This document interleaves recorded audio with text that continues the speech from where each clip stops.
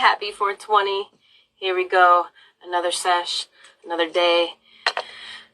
You know, during quarantine, what can we do? I'm gonna play some music here from the artist about to have today. Here we go. What are you smoking on today? Happy 420.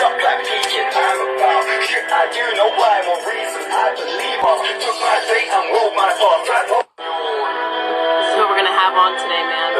Check him out. Yo, Jess. Hey, how you doing? Guan, how are you?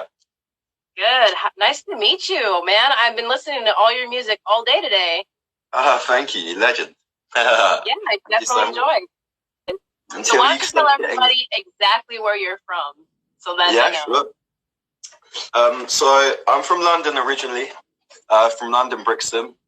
I come out to Australia when I was 24 years old, trying to seek a bit of a different life to London, get out of the rat race. I come here and I fell in love with the country.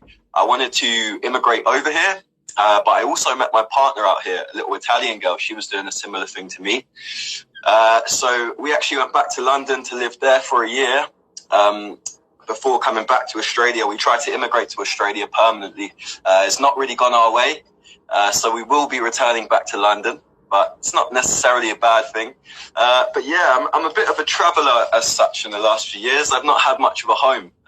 So I'm kind of I'm at that stage in life now where I want something a bit more solid, you know, not stuff that's fading away year to year.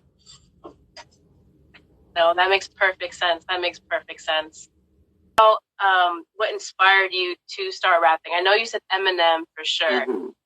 But like your rap name and what inspired that? Like, can you tell me a little bit about that? Yeah, sure. So I think I was always into rapping from a very young age. When I was like in primary school, maybe the ages of 6, 7, I had like zero musical interest whatsoever, which is actually a little strange for kids because most kids actually enjoy music and you will see them dancing around. But me, I wasn't like that. I wasn't even interested in music at all. And I remember one day in the playground, this really young kid, it was like, we must have been like 8 years old at the time, was said to me about Eminem. And have you heard of Eminem? He's so good or something. And I just hadn't. And I remember seeing his CD in the shop and saying to my mum something about it. Next thing I know, for my birthday, I had the Walkman, like the old style where you put the CD inside, and some headphones. And whenever I was going out shopping with my mum, I had the Eminem Show was the CD that I had. I slid that into my Walkman pockets, put my headphones on, and was just walking around. Now, don't judge my mother at the time. She did not know Eminem's lyrics. She just knew that I wanted them. She gave me the CD and let me go away. And I just become obsessed with it. It was that rhyming style. I don't know. There was something that just gripped me with it. It was so just enticing. And then at the same time, my cousin, who I really looked up to, he really liked Eminem as well. And sometimes he would come around my house and we would just sit there, battle rapping each other, making lyrics, just telling each other, yeah, your mum's this, you're that, you're that. But then it kind of stopped for me. I didn't go anywhere with music then, until I got really late in my life, to the age of 18. And I met this other guy. He went to my college. And he had always been writing music. And one day he got confident and comfortable around me. And he was like, can I show you something I've written? I was like, yeah, go for it, man. Actually, I kind of write some stuff sometimes as well. And then from then, me and him just hit it hard for a couple of years. Every time we'd meet up, we was trying to outdo each other and who could have the best lyrics. So it became a very personal battle between the two of us. And then I think we both got a bit older and involved in a party life, shall we say. And the music just disappeared. It was no longer important. It was just, yeah, we didn't even really discuss it much anymore. So really, I've only been serious about music in the last 8 months is when I started my Instagram account up. I come over to Australia. I come from London and we have the grime scene over there, which is very personal to London, very personal thing, grew up there. But then it come over to Australia. A guy from London called Fracture come over to Australia with this sound and has been growing it over here for the last 10 years from what I've learned. So I come over here and saw a real healthy scene from my home country and I was like, wow, I still have an opportunity to do this here. And I just got straight back into it. Met these really great guys here in Australia, that were into their grime music. And we've met up quite often. We always mess each other. We've got a group on Instagram, and we're just constantly pushing each other to do better in music. And now I'm just part of that scene. Is self-fulfilling. As soon as I dipped my foot in the water, I was ready to go. I just never knew it until the age of 26, which was the only shame, I think. But as I said, it's a gift and a curse because it makes me work hard. I realize my lack of time. That's awesome. So I got a question for you, Jess. Like, what's made you want to come and start interviewing people like this? And you have a passion for music, or what is it that's made you want to do this? I'd say I've always had a real deep passion for music. I rap myself.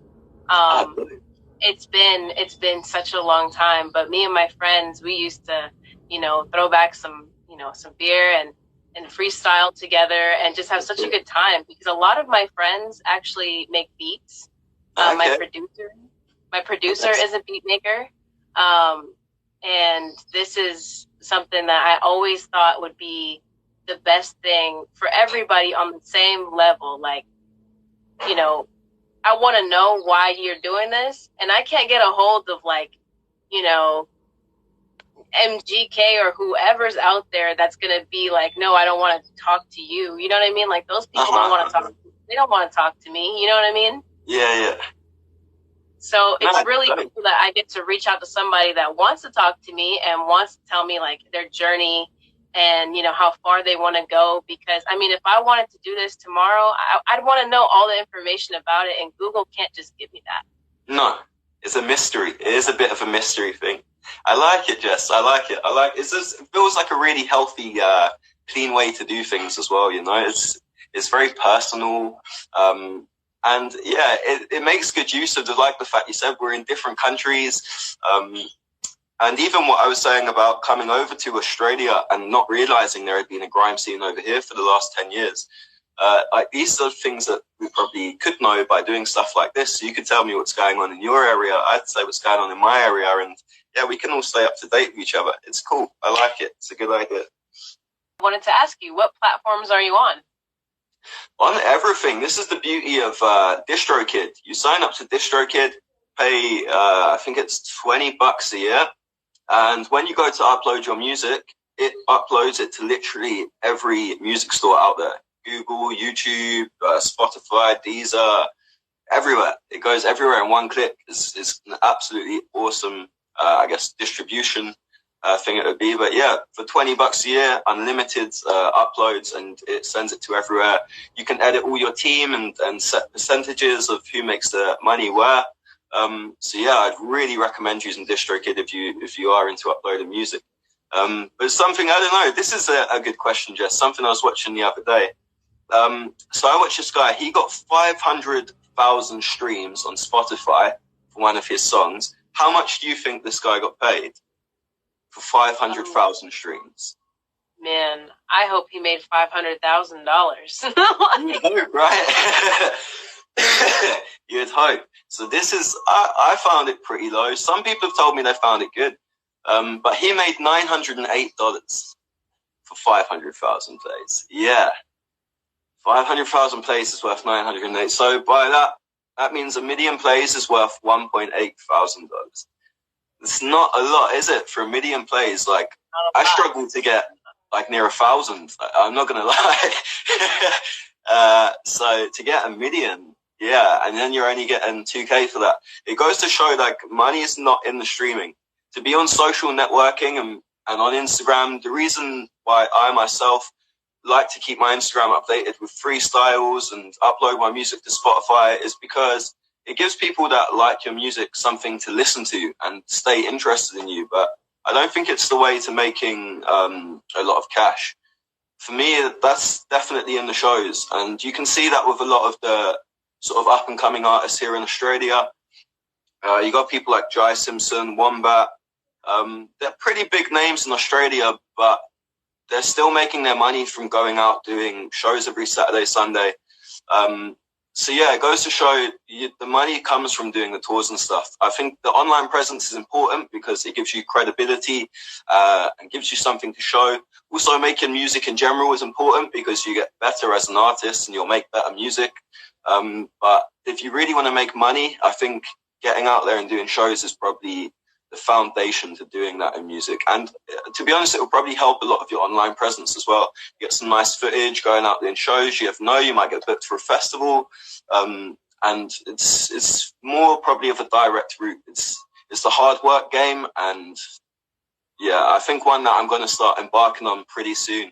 For the next couple of months, I really want to start getting out and doing more, even open mics to start off with, and then start getting on stage more, because my music I think is at that time now. I'm ready to be out on stage. That's excellent. And everybody's excited to see you out there because, no matter who believes in you, as long as you believe in you, you're going to make it. Excellent. So that's all the time that I have for today. I am so excited to have met you. Thank you so much for joining me. I appreciate it. And I hope that your music takes you very, very far. In fact, where and how far do you think your music could take you? Ooh, big question.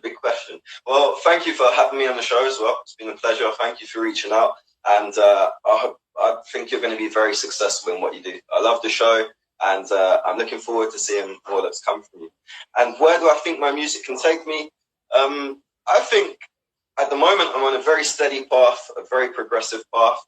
And if I stick to what I'm doing and carry on the way that I'm going within the next couple of years, I don't see why I won't be getting booked for festivals back home in England when they're coming up in the summer.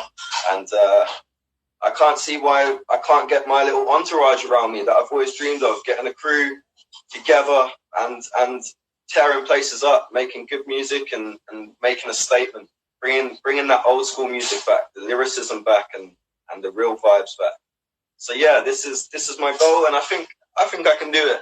I know I can do it. If I keep going the way that I'm going, then there's nothing that can slow me. Excellent. Well, I am so happy for you. Thank you so much for joining again. You are going to make it very, very far.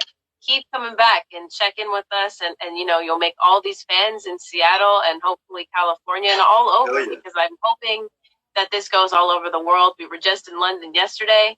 So, yeah. So let's see what happens. You was in London yesterday? Yeah, we actually had a artist from, or a...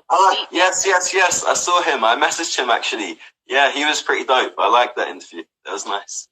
Yeah, dope. Yeah, thank you so much, Jess, for having me. And have a great day, as you Americans say. What do you guys normally say to say goodbye? Laters. Laters, mate. Laters, mate. Catch your dude. Take care. Easy. Take care. All right, everybody. That was MC Q, I believe. I hope I'm pronouncing it right. I believe I am, from listening to a lot of the stuff that he has on Instagram and things like that. Check him out. I know that he's, from down under right now, making those beats and, his own raps and things like that. But check him out, because you know what? You can expand your playlist. Why not? Check everybody out that I have been interviewing, because they're excellent people. I'm about to have on some more people this week. And this particular interview is going to go down in the books on IGTV 420 Sesh with Jess. That's a lot, but type that in on IGTV and check out my interviews. They're about to get bigger and better. We're about to get some new things popping. Stay tuned with us.